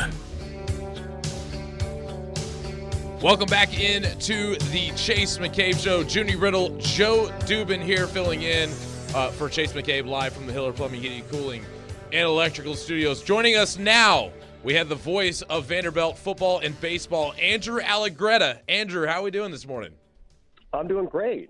It's college football season, like it is here, so I'm doing great. I can honestly feel the energy bubbling up throughout the past couple of days, so it's been fun.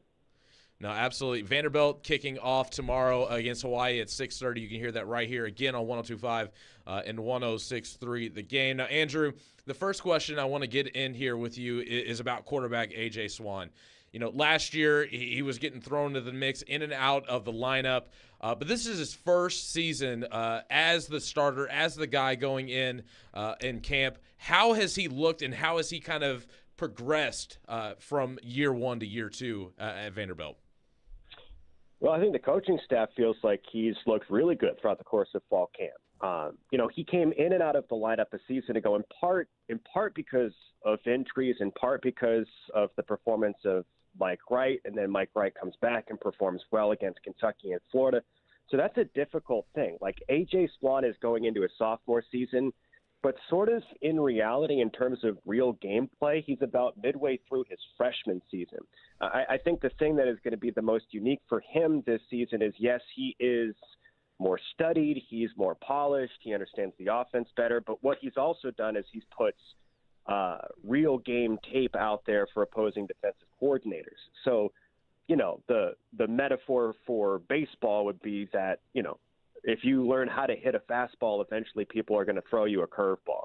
And defenses at this point are going to start to throw him some curveballs that he's not seen before. And he told me that, too. I talked with him maybe a week or two ago about the fact that he's going into a unique situation where a season ago you could sort of rely on natural talent. And this season it's going to be way more between the ears, handling everything that opposing defenses are going to throw him, but he's got the arm talent, he's got the skill set to rise to that challenge. He's just going to have to do it on Saturdays. So another big name on this offense that I keep hearing about is wide receiver Will Shepard, a senior going into this season. So tell me about what he's been doing through fall camp, and what is something that we could see from him on Saturdays throughout the season? Well, he's certainly got the heights, and he's got the vertical leaping ability to go win one-on-one matchups. What's going to be significant for Will throughout the course of the season, candidly, is not just Will. I mean, I think Will's very, very motivated. If you kind of peel back the onion on Will's story some, there was probably, I think, a hope for him to turn pro a season ago. And as the NFL scouts started to dive into his game tape, they wanted more. So his draft stock would dip from the 4th round to the 5th to the 6th to the 7th. And it became apparent to him that if he was going to be what he expected to be at a draft and NFL level, he needed to prove more at the collegiate level. So he's a motivated guy. What is going to be necessary around him is a running game, obviously, which does need to replace its starting running back, but does have its entire offensive line back, so that helps. And then the elevation of some really gifted, but relatively inexperienced wide receivers around him, including a couple of local kids, whether it's London Humphreys out of CPA or whether it's Junior Sherrill out of Lipscomb. There's a lot of talent in that room. So for Will to be his best version, and not to sound like a coach, I get it, but he genuinely is going to need the other pieces because otherwise he's going to get doubled, and that's a problem for anybody in the SEC. Talking to Andrew Algretta, the voice of the Vanderbilt Commodores. Andrew, I grew up in Nashville, so I know a lot of history of Vanderbilt football, and every year it's like, this is going to be the year. But it feels different this year with Clark Lee and the momentum off last year. And then you look at the first 6 games of this season, and I know if you talk to a football coach, I said this yesterday with Chase, the only game that matters to Clark Lee is Hawaii right now, and I understand that. But this is a very winnable – the first 6 games are very winnable. There's a lot of positive momentum in this football team, not just talk, but you kind of feel it a little bit. Maybe that's just me, but you kind of feel that this Vanderbilt team could be a little bit different this year. First off, Joe, I do want to note that I live like 2-3 miles down the road from McGavick High School, so I did want to curry favor with you on that particular note. Yes. There's a lot of positive momentum for the program, and you've got to play it out on the field. Nobody's burying their head in the sand in terms of you can't just talk it in August and not perform it in September, October, November. I think Clark would be the first to admit that to you. To me, guys, this all centers on the fact, well, there's 2 things in terms of the football team itself. First, Clark has the most remarkable sense of self about any coach I've been around. Maybe like Coach Corbin and Clark Lee. I'm not saying they're the same coach yet because of obviously Corbin has 2 national championships. I just mean people that are grounded in what they believe, who they are, and the vision that they have for their programs. That's important at Vanderbilt when there's a lot of external noise that can bump you off your course.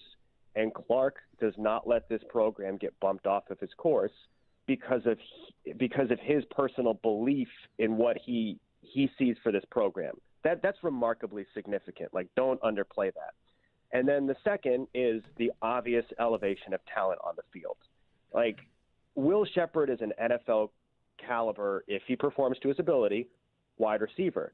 But he can't do it alone. And what's significant is in that wide receiving room, this season has the potential to be another 2, 3, or 4 NFL wide receivers, again, if they perform to their ability. So, and you can speak to this as much as anybody, Joe, and can even give me context. Like, there has obviously been flashes through Vanderbilt's history where they have had NFL talent, but getting the most out of your players requires depth to ease the pressure off of them. That's why Alabama, LSU, so on and so forth are so great. That's why the baseball program at Vanderbilt is so great, is because, if it's Kamar Rocker doesn't have to do the whole thing, because on Saturday they'll give the ball to Jack Leiter. So I think the fact that there is an obvious elevation of NFL potential on the roster means a great deal for the accessibility of the schedule that they have. We talk about, the positive momentum. What's the worst case scenario for Clark Lee if we talk to you at halftime tomorrow night? What's the worst thing that could go wrong for him? I don't know. What do you think? I think being down 3 touchdowns at halftime to a Hawaii team you're supposed to dominate. I think that. I mean, okay. I don't. What about being down 4 touchdowns? Yeah, that's bad. Yeah. No, I don't mean to be facetious. No, I get you. Yeah, it's. Yeah, I mean, the worst case scenario is I don't even really know how to play out the worst case scenario. I think this team has the expectation that they should win this ball game, right, and the belief that they should win this ball game. But they also don't go into it, guys, with naivete either. Last year was 63-10, but this is the second season for Timmy Chang. They've got the run and shoot offense back. it's not going to be fully formed yet, but that's a challenging offense, especially for a Vanderbilt secondary that has to prove itself after being gashed a bunch a season ago. So I think they believe and expect to win the game on Saturday, but I also believe they know they're going to get a fight from a motivated, emotional Hawaii team that's in the second year of a coaching staff. So they're going through the same elevation process that Vanderbilt went through, just kind of on a 12 to 24-month delay. Yeah, you're right with that. And also, if they could go 6-0, which would be fantastic, because they can beat Kentucky, they can beat Missouri, they can win those first 4 games, and head into that Florida game in October at 6-0. Now you're playing with house money. Now it becomes a whole different season. And man, that would be fantastic for them to be 6-0, headed to Florida, because that back half of the schedule, it's tough, and it's going to be tough playing the SEC. But boy, that'd be an ideal situation for Vanderbilt. Yeah, it'd be great, and I am right there with you, and I'm right there with the fan base as well. I think one thing that I'll tack on to that, and it's part of the reason that I really like working with Clark and I like being around him. One of his kind of central talking points coming off of last season, especially when we talked to him in the spring and so on and so forth, was, he was getting the praise for going 5-7, and he would always come back to the fact that, like, great, thank you, but ultimately, 5 wins is not the goal. I don't want to celebrate, and this is his verbiage. He doesn't want to celebrate mediocrity, and I love that, right? So he has stated the goal to have postseason play in 2023, and this all cycles back to the first comment I made about you can see Clark's identity everywhere starting to run through this program, and it takes time. Like, it wasn't there in year 1, it was starting to get there in year 2, and it's even stronger in year 3. This idea that, and again, when you spend time with someone, you start to talk like them, but external narratives don't drive their internal motor. Like that, it's coach speak, but when you reinforce it every day, right, you start to live it. And Clark very much reinforces that consistently, and you can see the drive of the team. Again, have to prove it on the field. No one's ducking it. But you can see the internal motor going. Last one for you here, Andrew. You mentioned London Humphreys, who's a local guy from CPA. I covered him last year, but it seems that this Vanderbilt team has been pulling a lot of local talent. Can you kind of talk about how some of these local kids are doing with Vanderbilt right now, and how that impact of the talent around here may be helping uplift this program? Yeah, I think the first part of that, Junie, is the recognition that it wasn't necessarily easy for Clark to just go get local talent because of the narrative externally at times of the football program. And I think there is a lot of praise that is deserved for Barton, for Clark, to being focused, the stick-to-itiveness, to turn the external narrative on the high school football scene about what it means to play for Vanderbilt. And London Humphreys had a fantastic fall camp. Like, he is a guy that can be a home run threat. Alex Bailey, the wide receiver coach, very much feels like he has a role. He does need to prove he can do more than just be explosive downfield. Junior Sherrill is probably the one that has stood out the most in terms of local talent. Wide receiver from Lipscomb. He's built like Jaden McGowan, but moves differently. He's more shifty and agile in the slot. He for sure is going to have a role this season. Exactly what, I don't know, but he'll have a role. And then the other two, one specifically right out of high school at Vanderbilt that I'm really curious to see play is going to be Langston Patterson, the linebacker. Obviously, his brother Kane is the upperclassman that transferred from Clemson. But of the hardest hits that we saw in fall camp, and frankly at times a little bit over the line, they came from Langston Patterson. Like, he is a physical, tough football player, and I would not be surprised to see a few linebacker hit sticks from him throughout the course of the season. That's Andrew Allegretta, voice of Vanderbilt football and baseball. Andrew, thank you for taking the time. Hold to on, be Andrew, with us. before you go, you're a Donaldson boy now? I'm a Donaldson boy. Well, I mean, like, technically, if you want to get into the nitty-gritty, I'm a Pennington Ben boy, but I'm a Donaldson boy. We'll claim you. We need more good people in Donaldson. We claimed you. Don't worry about it. You and The Rock and myself, we're all Donaldson boys at heart. I say I live in Donaldson. Like, you start to get into nitty-gritty Pennington Bend, and sometimes you do lose people. But Donaldson, yeah. Attaboy. All right, you just went up 2 notches in my belt there, buddy. Well done. Appreciate the time, Andrew. Vanderbilt takes on Hawaii at home at Vanderbilt Stadium tomorrow at 6:30. Again, you can hear the game right here on 102.5 and 106.3 The Game. Coming up, we're going to talk a little bit of college football in Week 0. I want to hear some of Joe's takes about the state of college football in general. So coming up next, we'll get into that. You're listening to the Chase McCabe Show here on 102.5 and 106.3 The Game. Okay. Nashville's radio version of The Odd Couple. You would trade for the third pick? Yeah, I don't know that I would do that. Robbie Stanley and Joe Rexrode are Robbie and Rexrode. I'm here for the discussion. I'm not. It's a good one. It's absurd. Robbie and Rexrode. Mornings from 6 to 9. Win the games. When they get in the playoff, they'll have a chance to. Presented by TJ Anderson Homes of Benchmark Realty on 102.5 and 106.3 The Game and the Game Nashville app. Your home reflects you, your style, your choices. That's why purchasing a home is not just financially significant, it's personal too. At F&M Mortgage, we understand clients need a loan that's just as personal, one that fits you with service from a local lender who lives right here. Yes, we offer competitive rates and low closing costs, but we also know home financing should be more than just numbers. Come see us at one of our branches or online at myfmbank.com. F&M Bank, banking made easy on purpose. Member FDIC, equal housing lender. Real estate investors, get ready for an incredible opportunity. D&M Development is thrilled to announce the Phase 1 presale of 16 non-owner occupied short-term rentals in Nashville's exclusive resort-style community, the New Cumberland. Nestled between Germantown and East Nashville, this exceptional location offers stunning views of the city and the Cumberland River. Each unit features spacious kitchens, 4 bedrooms, and 4 baths, providing the ultimate luxury experience for your guests. Resort-style pools and a wide range of amenities. Don't miss out on this exclusive investment chance. Visit thenewcumberland.com for more information and secure your spot in this extraordinary community.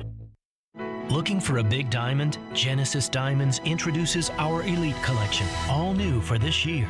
These are large, rare diamonds in the top 1% of the world. 3 carat, 4 carat, 5 carat, up to 10 carat precious diamonds for the most discriminating buyers who appreciate quality. Genesis owners travel worldwide, tapping a vast network of diamond cutters, carefully hand-selecting each of these remarkable diamonds. We invite you to view this premium collection of GIA-certified diamonds, rounds, cushion cuts, emerald cuts, even fancy colored diamonds in size and quality never before seen here. And to showcase these exquisite stones, only Genesis has the finest handcrafted rings from all the world-class designers. If 2020 is the year you're upgrading her original diamond, or you just want to go big for the first time, no need to travel to New York or Los Angeles or Antwerp. Genesis Diamonds' elite collection of large, precious diamonds is here in Nashville. Genesis Diamonds and luxury pre-owned Rolexes, Green Hills and Cool Springs. If you're hiring, it can feel like you're trying to find a needle in a haystack. You can hope the right person comes along, or you can just use ZipRecruiter. And now you can try it for free at ZipRecruiter.com/radio. In fact, ZipRecruiter has helped a lot of business owners find their needle in a haystack, like Marco, president of operations at Telly Tires and Auto Centers. Because Telly Tires has grown a lot in the last few years, Marco needed to hire everyone from a receptionist to a store manager to a head mechanic. ZipRecruiter helps me find all the right people, even the most difficult jobs to fill. ZipRecruiter helps me keep my business running. Take it from Marco and millions of other businesses who've used ZipRecruiter. ZipRecruiter can help you find the needle in the haystack.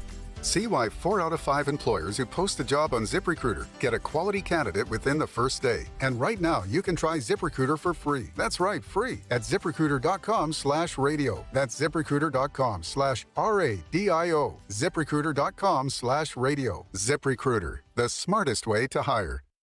Hey, do you need to listen on the go? Download the Game Nashville app from your app store today, and you can listen to us anywhere in the world.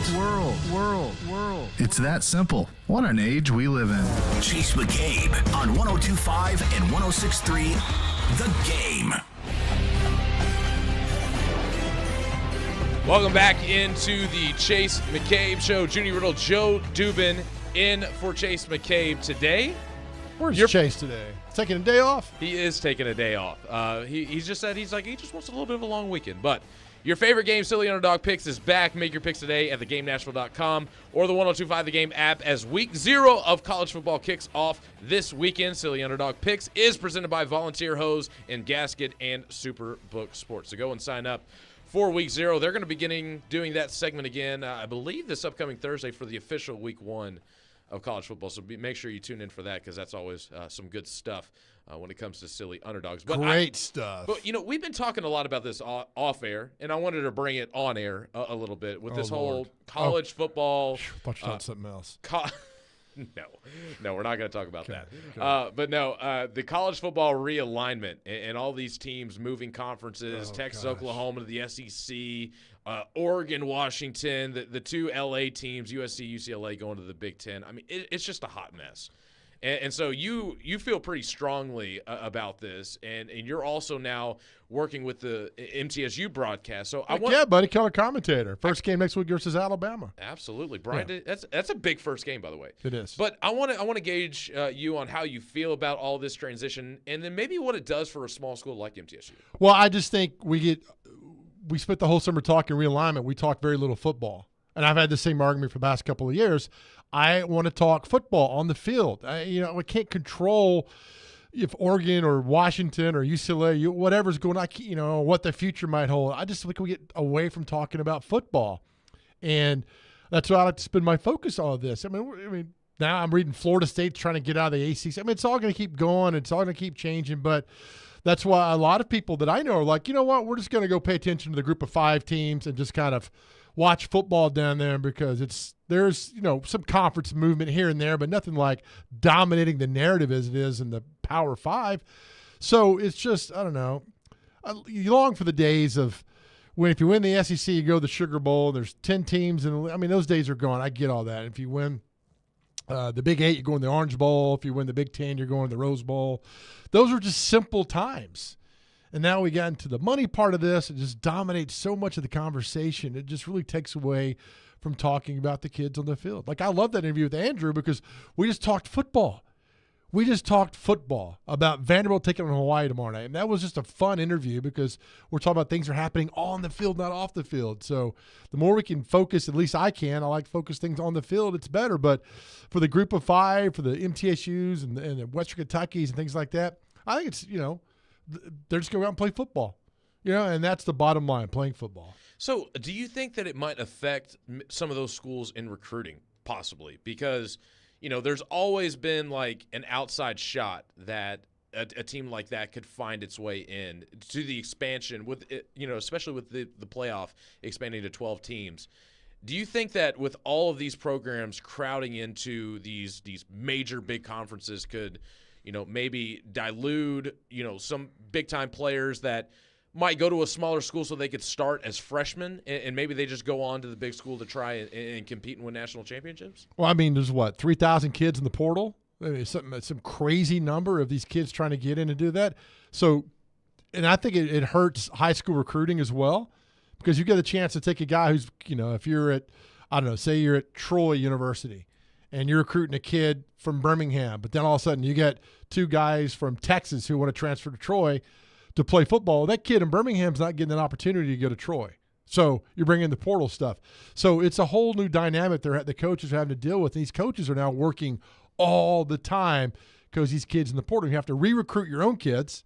Then you got to recruit the portal kids that come in and all that. So there's got to be some kind of change that's going on with this because these coaches are just working nonstop. But you'll look. Good players always find their way somehow, some way. They always find their way to being at that top level, whether it's Power 5 group of, doesn't matter. They'll find a way. I worry that this might take certain fans. And I'm not talking about like the diehard fans of college football because they're always going to stay no matter what. But your casual college football watcher, maybe this kind of takes away from them because with all this movement and it being so centered around money and TV deals, like you said, it takes away from the young people playing. It takes away from the local aspect of college football. There was a tweet by a player that he's like, I chose to play in the Pac-12 because that was the conference that closely resonated to the area of where my family lives, and they could easily come out to my games, and travel was a lot more manageable. And now that you have, California teams flying all the way to the Midwest and even to the East Coast playing a team like Rutgers. Yeah, right. I mean, that makes it so hard for local fan bases for one, but families of players to really get invested because they can't be a part of it as much anymore. Yeah, and that's the thing is that, if a kid goes to Stanford because part of the thing goes to Stanford is like, I'm going to play UCLA, USC, I have to play these teams, and now they're gone. Well, that kid's going to leave Stanford. I know Stanford's a great academic school, and you should go there for academics. I get all that, but now you don't play that opportunity. So why not transfer to a school where you could get that opportunity to play or get that opportunity to go someplace and you play the UCLA and USC sometimes. So it's really hit college football hard, and I'm not a fan of that at all. And the one thing nobody asked me, but I'm telling you. Yeah, and I don't think they asked really anybody that cares about college football. This is, like I said, it's a money grab. For me, I was a proponent of the playoff expansion. I thought that if the playoffs expanded, that maybe the talent would start to spread out around college football a little bit more because there would be more opportunity for teams to go and win the championship. I hate the expansion. Hate it. You do. Because now it's going to be, let's get 12 in. Let's get 24 in. Let's go 32. And then everybody's like, let's get in. That's why I like college football. Every game matters, right? Titans could go 0-3 and still go 14-3 and make the playoffs. You go 0-3 in college, you're done. That's why every game to me always mattered. And people argue, they expansion. But look, you go to 4, they're going to want 6, they're going to want 8, they're going to want 12, they're going to want 16. I mean, it's just go on and on and on. I always liked it. The best 4 always showed up and played football and got the championship. But I think now with the way that college football is structured, that this really only benefits the top teams and the top programs because they're going to be in the best conferences. And I feel – when you have a Big 10 and a Big 12 and SEC that's going to have 16, 18, 20, even up to 20 teams in a conference, that there are going to be programs, like the one we were just talking about in Vanderbilt, that they're going to get overshadowed even more. And I think more programs are going to get shoved to the bottom of these conferences, and they're going to be kind of, played out of relevancy. Well, not if you're Vanderbilt, going to just win games. Well, I mean, we talk about that 6-0 start. Then they go to Florida. Beat Florida. Then you play Georgia, and then you got Auburn and Ole Miss and South Carolina, Tennessee. Just go beat those teams. Beat those teams that are on your schedule. All you can do is beat the teams that are on your schedule. That's all you can do. So if I'm Clark Lee, I'm like, people talking about this or that, just play football tomorrow night, Like Bear Bryant said, football comes down to 2 things, blocking and tackling. Right? And then you take the narrative from there and the tributaries and go off on your own tangent, but blocking and tackling. If I can block better than you and I can tackle better than you, I'm winning a football game. Let's talk football. I can't deal with the conference realignment, what's going to happen tomorrow, this and that. Just for 60 minutes tomorrow night, Vanderbilt's taking on Hawaii. Right? First Bank Stadium. That's all we can focus on tomorrow night and do all that stuff. So I think a lot of coaches, it's a whole new for them because of the portal and what's going on. I mean, I remember talking to some coaches, like now you approach a guy differently in practice if he messes up. It's like, are you going to ride him, get on him? And the guy's like, I don't need this. I'm going to hop in the portal and go someplace else. I mean, it's a whole new dynamic they're having to deal with right now. But still, it's about football. Let's keep it at football. I will say this, and I mentioned this earlier. Quit pointing at me. I will. Not a fan of that. I am going to really soak in this last college football season with how things have traditionally been. The 4-team playoff, the regional aspect of conferences, and it's going to be a big change. And maybe ultimately it could be for the better. Who knows? Maybe the product might show out. But for me, growing up and watching college football, how it was, I'm going to miss it, and I'm going to really soak in. But we got some football tonight, and this is the best level football that of counts. Football regionally that everybody likes to pay attention to. That's going out on Friday nights. We got a big game tonight against Pope John Paul II and Father Ryan. We're going to have head coach of Father Ryan, Brian Rector, coming on next to preview this big rivalry game. We're also going to talk about maybe some other high school football games as well around the Mid-State. You're listening to the Chase McCabe Show here on 102.5 and 106.3 The Game. The Vanderbilt Commodores are ready for year 3 under head coach Clark Lee. As we stand now in front of a clean sheet. Our goal is postseason play. And we are your home for all of the action. Touchdown, Vandy. The doors on the board. Vandy, 24-21, your final. Vanderbilt football lives on 102.5 and 106.3 The Game and the Game Nashville app. Oh, Charlie's, that's where you find me. That southern flavor got me saying, hey, y'all. Yum, yum, have some fun. Share with the ones you love. Don't you want to roll? At O'Charlie's, we thought you'd enjoy a little country rock and rolls. The warm, buttery, delicious kind. Served free with every meal. O'Charlie's. Oh, that's good.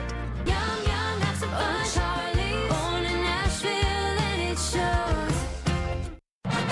Blue Raider fans, your home for all the MTSU football and men's basketball action is on 93.3 Classic Hits and 95.1 Classic Hits in the borough. Catch the action all season long with Chip Walters on the call. Go Blue Raiders!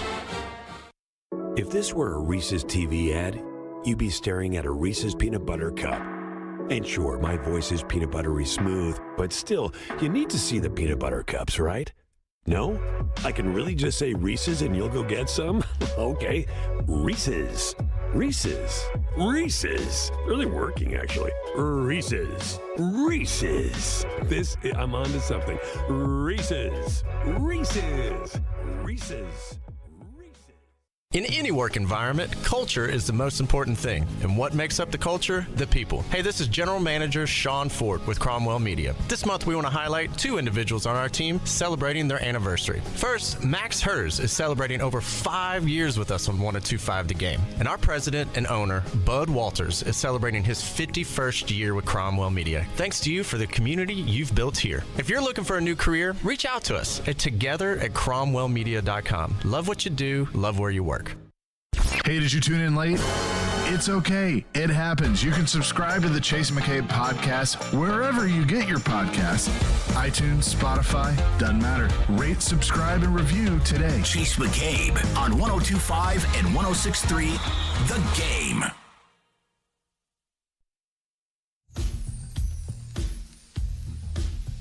This week's Nashville's Best Deal of the Week is for Bavarian Beer House at Opry Mills. Bavarian Beer House, Nashville's only authentic German beer hall, is a place full of fun, food, music, and most importantly, the beer. Enjoy traditional German bratwurst, schnitzel, giant pretzels, and more. Go to thegamenashville.com/deals to get a $50 gift card for $25 only. Bavarian Beer House, while supplies last. Well, turn my microphone on there. Thanks. It works. We call that a Joe Rexroad around Works here. that well, doesn't it? All right, tonight, big football game out in Hendersonville tonight. It's the Bishop's Cup. Pope John Paul hosting Father Ryan. We are honored to be joined by head football coach at Father Ryan, Brian Rector. Coach, good morning to you. Thank you for doing this. Absolutely, guys. Thanks for having me. All right, for those who know, tell us how important this Bishop's Cup is, not only for your school, but for Pope John Paul and for everybody around. Well, I mean, when you have schools of like values and faith systems, both diocesan schools, over time, quite the rivalry has been created. This means something. There's no question about it. These things exist all over the country at various different levels. And for high school and for Middle Tennessee and for folks that follow, of course. The 2 football teams. This is it's pretty much it every year. So we're excited to get it going. And what's it like for your team? Because there's every year you guys play, it's just a huge crowd out there, and it's got to make the kids feel good that so many people are out to support them on a Friday night. Yeah, and of course I didn't mention that in my previous answer, but you're exactly right, Joe. These type of rivalry games that exist, they're just different because of the atmosphere. The fan bases matter, the bands, everything. It matters. The parents, the alumni especially as well. And as coaches, we recognize that. As administrators, they recognize that. And it's just such a great atmosphere. To be honest, it's exactly what every high school kid that plays or that attends one of these schools will remember for the rest of their lives. Here comes a great football question for a coach. Last week, you guys had a great opening game. Pope John Paul did not have a good opening week 1. Does that matter? No, week one doesn't matter a bit. All that matters is this week. So, obviously, we feel good about our result. I'm sure Coach Snead doesn't feel good about his result. But at the end of the day, zero of that matters as we kick off tonight at 7:30. So, Coach, I got a quick question for you here. Pope John Paul has been a really good program for the last couple of years, but it seems maybe this season they might be on a little bit of a rebuilding year. They lost a lot of really good seniors last season. They had a big-time quarterback, Kenny Minchie, and now they're kind of in a bit of a transitional period. It seems as if you all are the favorites going into this matchup tonight, but what are you telling your guys to keep them motivated to go out and get a win tonight against a big rivalry and a big game? Well, that's a great question, but I'll say this. If you have to say something to motivate kids on the team to regardless of what happened, that's what I haven't had to tell them anything, to be quite honest with you. They know. We all know. Every kid at Pope knows. So there's where they may be or where we may be and where we were or where they were, none of that matters a bit. All that matters is what we've got to do tonight, and motivation is pretty much self-contained, quite frankly. So who's a kid on the team for you this year that you're looking to have a breakout game this season? And not only in this game alone, but who's somebody to look out for guys going out to the game tonight? Well, there's a few that really stand out for us that have been stalwarts, not just last year, but, of course, in the preseason and in his first quarterback, Jack Mills, as a slot receiver, Max Kidd at left tackle. Cabalas is our guys that have a ton.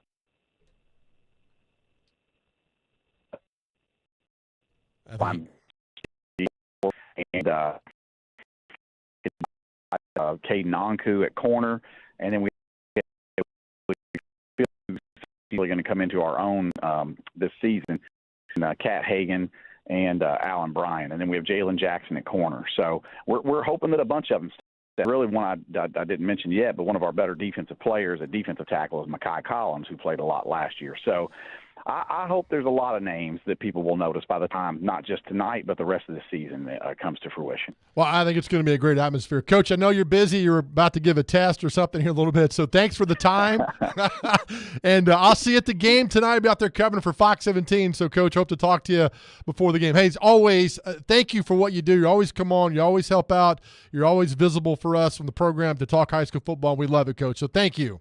Absolutely. Thank you, guys. See you later on. All right, Brian Rector, head football coach at Father Ryan. Sounds like some Pope John Paul people trying to get in on his cell phone there and trying to take it down where you couldn't hear him well. Yeah, they like just a little wiretapping action something going on there. Blocking the coverage there. There was. You talked to him about that. I'll say this. The Bishop's Cup is probably one of the more perennial games of the season. Now, did you go to Ryan? I did. Yeah, I was a part of the whole Bishop's Cup rivalry. What year did you graduate? 17. So it was my senior year when Rector took over. We lost my senior year. So he hasn't won it since, besides beating them in the second round of the state championship. So he's playoffs. lost I didn't know that. He's lost the Bishop's Cup? I believe so. The last time that I've looked at all the information, it's been God knows how long, but 6-7 years. Oh, boy, he'd love to win. Because Pope had a bad opening week one, and Ryan had a really good 50-3 versus John Overton. Yep. So I remember last year going to Pope. I get nervous when people point at me. I'm sorry. That's right. You point at me. No, I give you other hand signals. You're a liar. Either way, Pope. I went to a Pope game last year when they played Baylor, and it was supposed to be a huge matchup with Kenny Minchie. Remember that? Yeah. And so Kenny Minchie went down with an injury the week before, so the whole Whit Muschamp versus Kenny Minchie didn't end up happening, and they started a freshman quarterback by the name of Sebastian Nelson, and the kid had a lot of heart. But just couldn't get it done. I wonder if he is the starter this year going up in this big game. We'll find out maybe tonight. How he's kind of progressed going in. Because, like I said, kid showed a ton of heart last year, but he was super small. Obviously a freshman going up against at the varsity level is always hard to get that call the week before. So I think it's going to be an interesting game. Anytime a rivalry game, it doesn't matter what happened the week before. We talked about how, Pope had a bad game last week and Ryan had a good one. But, when it's a rivalry game like this and everything's on the line, everything. is on the line tonight because it's the next game. That's what's important because it's the next game that's happening. Every week you're 1-0. Every week. You try to be 1-0, right? That's the whole goal of all that. But honestly, this is a great week for high school football in Middle Tennessee. I mean, I'm seeing Brentwood Academy at Brentwood. Did you go to the Brentwood Academy game? Did not this past Saturday against CPA? But I'll be at the Bishop's Cup tonight because we're helping out Fox 17. Make sure you tune in tonight, Fox 17, and watch me on there because I'll give you a shout out. Well, I got the 2 TVs set up, so I'll have the Titans game and then I'll have Big Joe on the go just right in front of my About face. 9:40 tonight. I'll be at the Bishop's Cup game tonight, so make sure you watch. I love high school football. It's pure. It's fun. It's just so much life lessons being built, every Friday night. Plus, it's going to be 1,000 degrees, so. Especially around here in Middle Tennessee, the talent is everywhere. Go out to a game, enjoy it, bring your family, bring your friends. High school football is back. Week 0 of college football kicks off tomorrow. Again, we brought it up numerous times. Make sure to tune in to Vanderbilt versus Hawaii. That kicks off tomorrow night at 6:30 right here on 102.5 and 106.3 The Game. Big Joe. Are we done? Where's the shut up music? We're all It's done. not quite there yet. I will Okay. say, hey, Big Joe, make sure you bring your mustard packets. We got a party going on back here. Mustard packets and pickle juice. For cramps. Can't have the for cramps. I'm in shape, man. I'm in good shape. Joe likes to run the sidelines to get all the up and close. I run coverage. during commercial timeouts. I run sprints on the field, so They have to block off the track. The band has to get in the way just so he doesn't, take Yeah, laps. I mean, it's just got to be part of what's going on out there. Perpetually, Joe, I'll be 15 years tuned old. in tonight. I better be seeing some sprints back and forth. You will. I'm gonna sprint after this segment this morning out back here at the radio station and do a few things. Absolutely. Oh, there we are. There's shut up music. But appreciate doing the show with you Thanks, today, brother. Big Joe. It's always great to do this stuff with you. Chase McCabe Show, 102.5, 106.3 The Game. Caroline, Willy, and D-Mase is coming up next.